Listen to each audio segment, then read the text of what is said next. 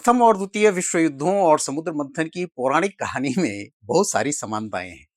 आज बात करेंगे मानवीय विचारों के समुद्र मंथन और युद्धों की कहानियों पर और समझने की कोशिश करेंगे कि मानवीय विचारों के कल्पना लोकों में किस प्रकार से ये सब चलता है।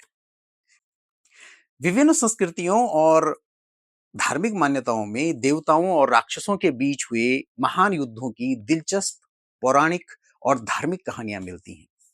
यदि इन कहानियों, किस्सों और मिथकों को देखें तो हम पाएंगे कि सामूहिक मानवता में हम विचारों के समग्र रूप में व्यक्तियों के विचारों के उत्पाद के अलावा और कुछ नहीं।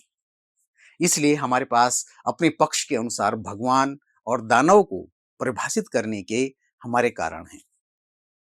हिंदू पौराणिक कथाओं में ऐसी ही एक रोमांचक और लोकप्रिय कहानी भागवत पुराण से समुद्र मंथन की कहानी है, जिसका उल्लेख विष्णु पुराण और महाभारत में भी किया गया है। यह इस बात का सुंदर वर्णन प्रतीत होता है कि कैसे युद्ध की नकारात्मकताएं रत्नों के रूप में सकारात्मकता के रूप में सामने आ सकती हैं।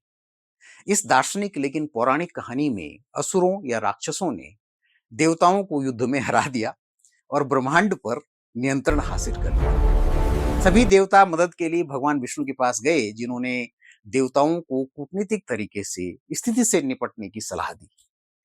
इसलिए अमृत और रत्न प्राप्त करने और उन्हें समान रूप से विभाजित करने के लिए समुद्र मंथन करने के लिए देवताओं और असुरों को तैयार किया गया।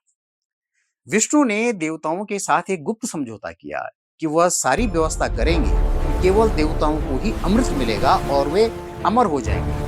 इसलिए भविष्य में असुर उन्हें कभी हरा नहीं पाएंगे। प्रक्रिया तदनुसार चली। मंदार पर्वत को मंथन की छड़ी के रूप में इस्तेमाल किया गया और वासुकी, जो भगवान शिव की गर्दन में लिपटा रहने वाला एक कोबरा था, उसको मंथन की रस्सी के रूप में लिया गया।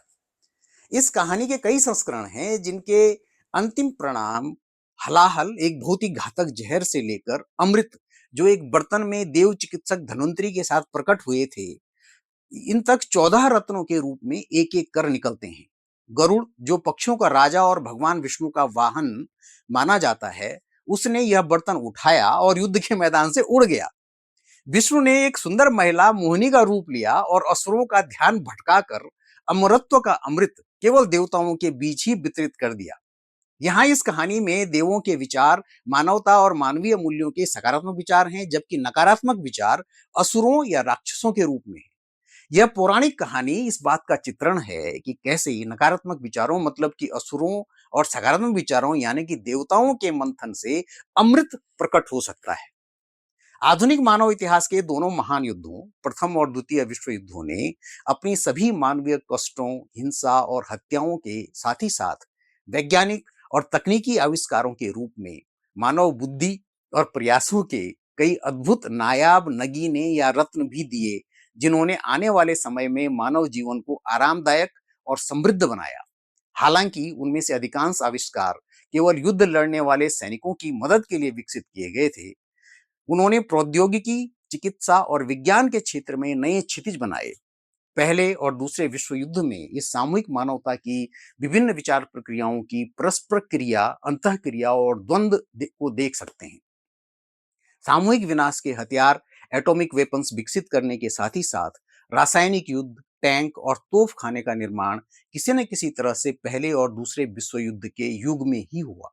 इसके साथ ही मास रेडियो, सिंथेटिक रबर, शुरुआती एयरलाइनर जैसी प्रौद्योगिकियों का विकास प्रथम विश्व युद्ध के दौरान हुए कुछ तकनीकी आविष्कार हैं, जिन्होंने आने वाले दशकों में मानवता को तकनीकी प्रगति करने में मदद की। इसके साथ ही मिसाइल टेक्नोलॉजी को विकसित करने के चक्कर में रॉकेट साइंस को विकसित होने में मदद मिली, जिसने पिछली सदी के 50 और 60 के दशकों में स्पेस टेक्नोलॉजी को विकसित करने में मदद करी। इसी तरह जीवन बचाने में हमारी स्वास्थ्य देखभाल प्रणालियों की रीढ़, ब्लड बैंकों की अवधारणा, अल्ट्रासाउंड, जो सोनार के रूप में पनडुब्बियों का पता लगाने में प्रयोग होती थी, घाव की देखभाल के तरीके और कीमोथेरेपी की अवधारणा को विकसित होने में बहुत अधिक समय लगता अगर प्रथम विश्व युद्ध नहीं होता।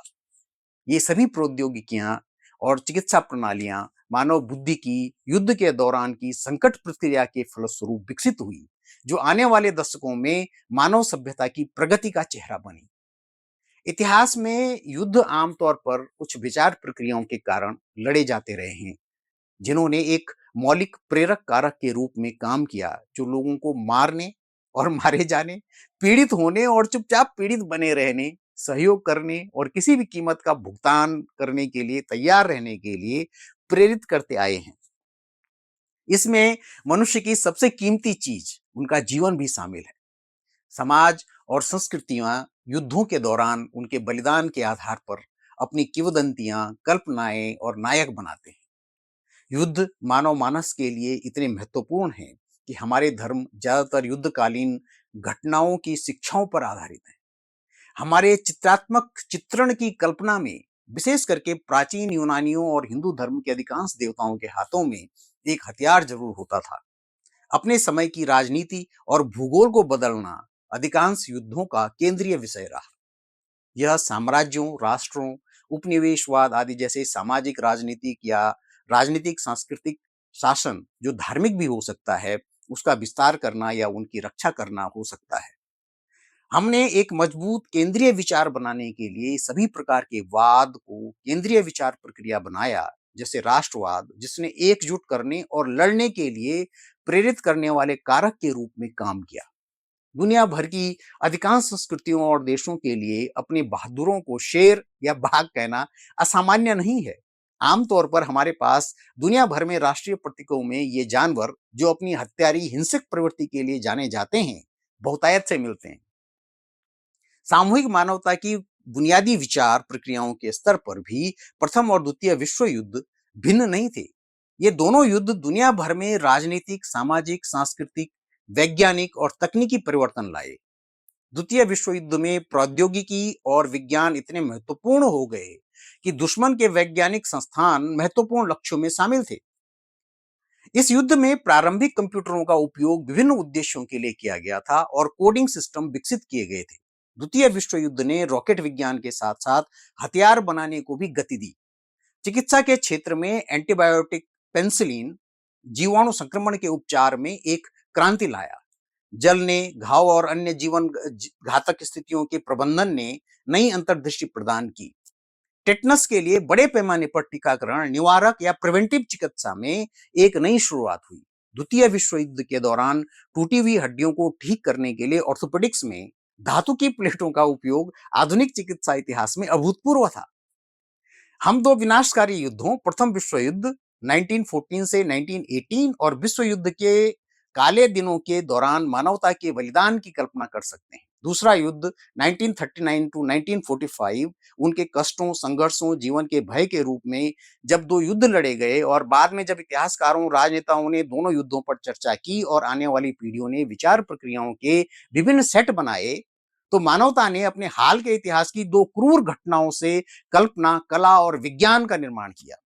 सामूहिक मानवता के अपार कष्ट और बलिदान, चाहे वे युद्ध के किसी भी पक्ष में शामिल हों, उन्होंने हमेशा से मानव के विचारों में समुद्र मंथन की पौराणिक कहानी की किंवदंतियों की तरह से ही विचारों, साहित्यों, कलाओं, आविष्कारों और संयुक्त राष्ट्र संघ यूएनओ जैसी मानवीय संस्थाओं को भी गढ़ा, जिन्होंने आगे चलकर मानवता एवं मानवीय मूल्यों को नई दिशा देकर नए तरीकों से परिभाषित किया और अंततः मानव जाति के बीच आत्मनिरीक्षण के तरीकों में मानवता और मानवीय मूल्यों के विचारों के रूप में कुछ रत्नों को सामने लाए, जैसे मानवाधिकार, महिला अधिकार, तकनीकी और वैज्ञानिक प्रगति, नई विश्व व्यवस्था, अंतर्राष्ट्रीय कानून आदि। इस प्रकार से हम देखते हैं कि मानवीय विचारों में इसके सकारात्मक और नकारात्मक विचारों दोनों का रोल होता है, और दोनों के संबंध बहुत जटिल होते हैं, जिनसे हमारी कल्पनाओं, जिज्ञासाओं, आचार व्यवहार, सामाजिकता, नैतिकता और कुल मिलाकर मानवता निर्मित होती है। इस वीडियो में इतना ही। जाने से पहले हमेशा की तरह से वही गुजारिश, यदि आपने अभी तक चैनल को सब्सक्राइब नहीं किया है तो सब्सक्राइब करके बेल आइकन पर क्लिक करना न भूलें। अपना और अपने स्वास्थ्य का ख्याल रखें। देखते रहें निर्णय चिंतन का चैनल।